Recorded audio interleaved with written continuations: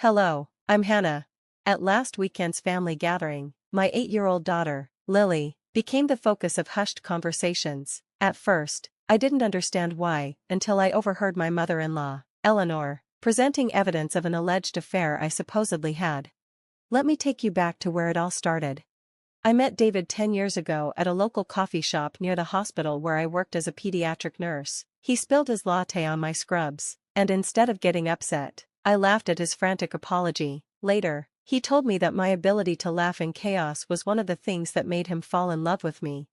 Eleanor, his mother, seemed perfect at first. Such a wonderful girl, she would say, giving my hand an approving squeeze during family dinners, but there was something in her eyes that didn't match her kind words, a subtle, calculating glint. When David proposed 6 months later, her mask slipped. "Are you sure about this, darling?" she asked him. "There are plenty of women from better families who would be more suitable." David stood his ground, and we had a beautiful wedding that spring. I believed her concerns were behind us. Then I got pregnant with Lily, and that's when Eleanor's true colors came through. One evening, I overheard her telling David, "She trapped you, a baby so soon? Convenient, don't you think?" David defended me, and for a while, I thought we had weathered the storm, but Eleanor didn't give up. When Lily was born with David's striking blue eyes and my dark curls, Eleanor fixated on the smallest details. "She doesn't really look like you, does she?" she'd comment with a feigned innocence. What started as subtle digs soon became pointed remarks. "Isn't it interesting how strong family genes can be?" she'd say, showing Lily photos of blonde, blue-eyed relatives. The reunion last weekend at Eleanor's sprawling Victorian house was supposed to be just another family get-together. David had a last-minute business trip but encouraged me to go for Lily's sake. "She loves playing with her cousins," he said. I should have known something was off. The whispers started during lunch. Aunt Sarah avoided making eye contact with me. Uncle Jim suddenly had urgent emails to answer whenever I got close. I overheard fragments of conversation. "Eleanor has proof. Poor David, that doctor she worked with." My stomach dropped when I saw Eleanor in the study, surrounded by David's cousins. She was holding a pile of papers, her voice dripping with feigned concern. "Hannah worked with Dr. Richards," she said, tapping the papers. "A very handsome man. And look at these dates, 9 months before Lily was born." I froze in the doorway. Dr. Richards, my colleague, my gay colleague, who had assisted in delivering Lily because we trusted him completely. "Mom?" Lily's shaky voice broke through the tension. She had overheard everything. I turned to face my daughter, her confused eyes cutting through my heart, and something inside me snapped. The fear I had carried for so long disappeared. I walked into the room, my voice sharp. "Eleanor, care to explain why you're spreading lies about my daughter's paternity?" She spun around, a smug look on her face. "Lies? I have proof," she said, holding up the papers, the dates, the doctor, your job at the hospital. "It's all suspicious. I'm just protecting my son." "Protecting him?" I pulled out my phone, showing her a photo of Dr. Richards and his husband, taken at our last Christmas party. "This is the man you're accusing me of having an affair with. He's been married to his husband for over a decade. And those suspicious dates? Those are my prenatal appointments. Dr. Richards delivered Lily because my OB had to leave for an emergency." Eleanor's face turned bright red, but she wasn't done. "It still doesn't explain why Lily doesn't look like our family." "Enough," David's voice cut through the room, firm and commanding. I turned to see him standing in the doorway, holding a tearful Lily. He wasn't supposed to be back until tomorrow, but here he was, his eyes full of fury. "David," Eleanor began, her tone sickeningly sweet. "I was just trying to destroy my family," he interrupted. "Lily called me crying, saying Grandma was saying terrible things about her mom, so I came home. I was just looking out for you." "Looking out for me by tearing apart the woman I love and traumatizing my child? I've had enough, Mother." The room went silent, save for Lily's soft sniffles in my arms. David's voice softened but was no less resolute. "We're leaving. Don't expect to see us again until you've truly changed." As we left, the whispers started again, but this time, they weren't about me. Eleanor stood there, her so-called evidence scattered on the floor, her perfect facade crumbling before her. But this wasn't over. I knew Eleanor well enough to understand that she wasn't going to let us go quietly. What she did next would change everything, forever. The week after the reunion felt unnervingly quiet. Eleanor's silence wasn't relief, it was a warning. "Mommy, why isn't Katie talking to me anymore?" Lily's voice was small, her eyes brimming with tears as she held her phone. Katie, her cousin and best friend, had been inseparable from her since they were toddlers. "Let me see," I said softly, taking her phone. What I saw made my stomach drop. Every family member, including her cousins, had blocked Lily on social media. Among the hurtful messages, one from Katie's mother stood out. "Your mom is spreading lies about my family. We can't be friends with you anymore." David saw the message and his expression darkened. "She's going after Lily now. This is a new low." He grabbed his phone and called his sister, Marie, the only family member who'd supported us during the reunion. Her words sent a chill through me.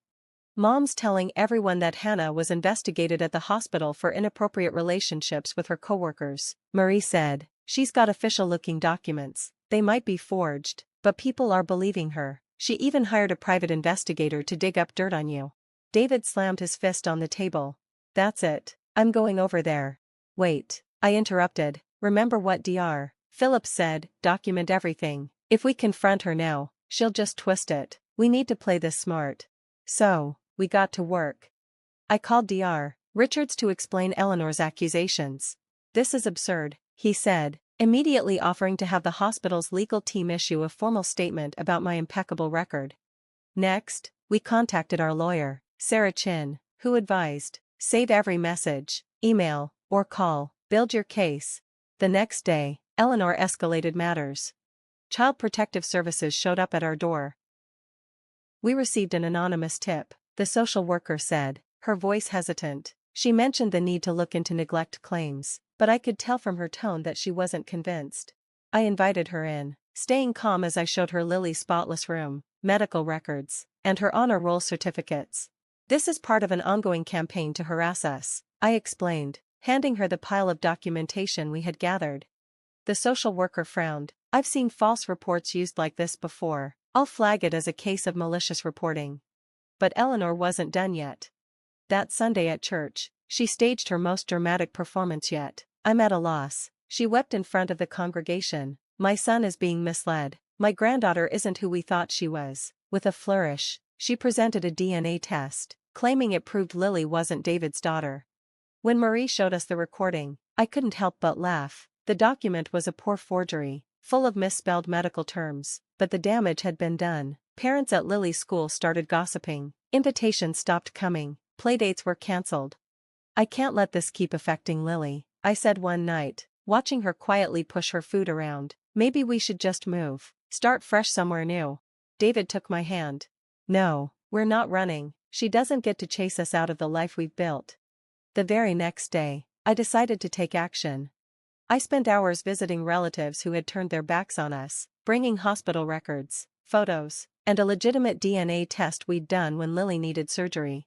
"I don't know how I believed her," Aunt Sarah admitted, embarrassed.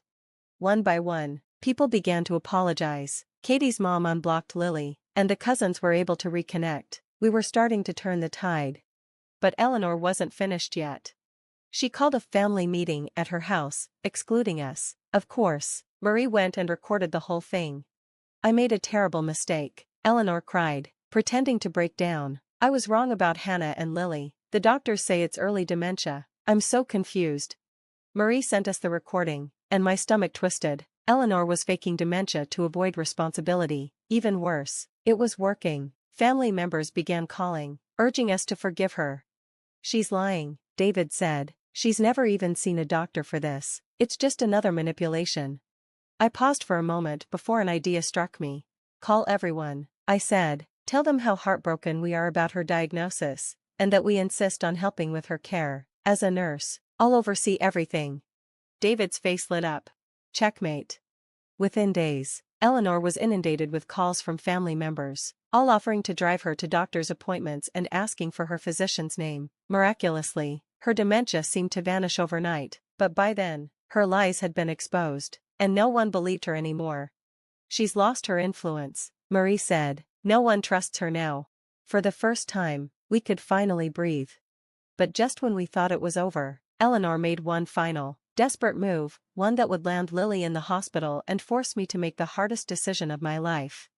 That Tuesday afternoon, I was in the middle of my hospital shift when I received the call. Lily had been rushed to the emergency room. Grandma said these were Mom's special cookies, Lily had told the nurse just before passing out. My heart dropped as I pieced it together. Eleanor had brought cookies laced with my sleep medication, the same medication she must have taken from our home during her last visit. By the time I arrived at the ER, David was already there, his face pale and his eyes filled with rage. She could have killed our daughter, he said, his voice shaking with fury, all because she couldn't stand losing control. Thank God, Lily recovered quickly, but this time, the damage was too great for Eleanor to manipulate her way out of. The school's security cameras captured her delivering the cookies, and the toxicology report confirmed the contents. There was no getting out of this. I want to press charges, I told David that night, sitting by Lily's bedside, watching her sleep. My voice was steady, determined. She needs to face the consequences for what she's done. The fallout was swift and brutal. Half the family stood by us, finally seeing Eleanor for who she truly was. The other half insisted we were overreacting. She just wanted to spend time with her granddaughter, they argued, ignoring the fact that Eleanor's actions nearly cost Lily her life. But the police didn't see it that way, neither did the judge. Eleanor's facade cracked during her arraignment. She stole my son, she screamed, her voice echoing in the courtroom. That nurse seduced him and took him away from the life he deserved. I was protecting my family. The judge slammed his gavel down with finality. Mrs. Peterson, he said coldly, you deliberately poisoned a child. There will be a full psychiatric evaluation before sentencing. The evaluation confirmed what we had suspected all along. Eleanor wasn't confused, and she wasn't ill. She knew exactly what she had done. She simply couldn't stand losing control. Her sentence was 5 years of probation and mandatory psychiatric treatment. We also obtained a restraining order, ensuring she would never come near us or Lily again. David hasn't spoken to her since that day in court. A few weeks ago, Marie brought us a letter from Eleanor. I'm sorry, I see now what I've done. Please let me be part of your lives again. David read it once and then tore it up. Actions have consequences, Mother, he said softly, tossing the pieces into the trash. Lily's 10 now. Occasionally, she asks about her grandmother, but those questions are fewer and farther between. We've built a new life with people who love and support us unconditionally. Yesterday, I found Lily flipping through old family photos. Mom, she said, looking up at me, I'm glad you stood up to Grandma. You showed me that love shouldn't hurt. I held her close, my heart full, grateful for the wisdom and strength in her young heart. The hardest battles often teach us the most important lessons.